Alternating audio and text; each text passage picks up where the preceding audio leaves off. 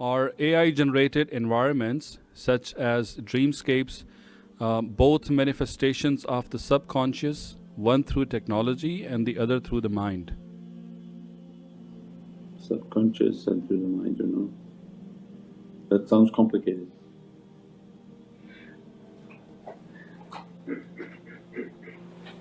Everything in the subconscious is then going to have an effect with the jinn. So that's the main point of all that's being described, is they know certain elements within our life and all they have to do is enter those elements and begin to affect the dreams.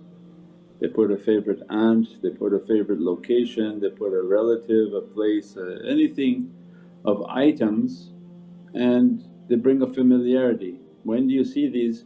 On these shows where this supposable person can talk to the dead. Said there's these, what do they call them? Genie whisperers. These people who they think they can talk to the dead on talk shows, and they say, okay let me read you, and they talk about the relative, yo your relative is coming now, I see so he's a man this big, is he this big or is he like that, did he like red shoes, and he says, yeah I remember the hat that was in the closet. So it's just exactly like we're saying, they're going to name certain elements that are familiar with the person because the qareen that has been attached to the person, they know certain things. And then these elements lend a familiarity, and then before you know it the person is believing, whether they're in their dreams, in their imagination or hallucinations.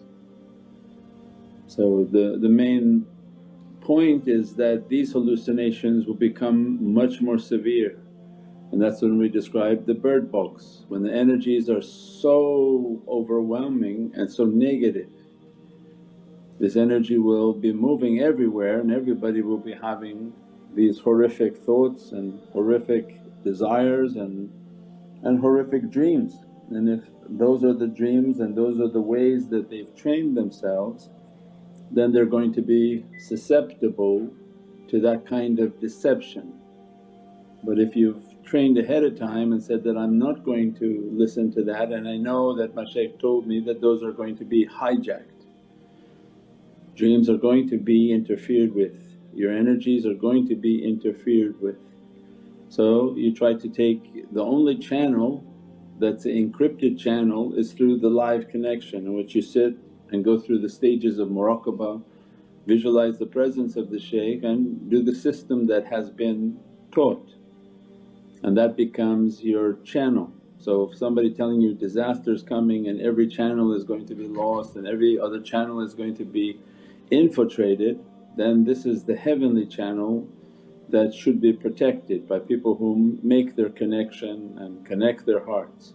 Everything else is going to be immense amount of deception. This is the time and the era that we live in, inshaAllah.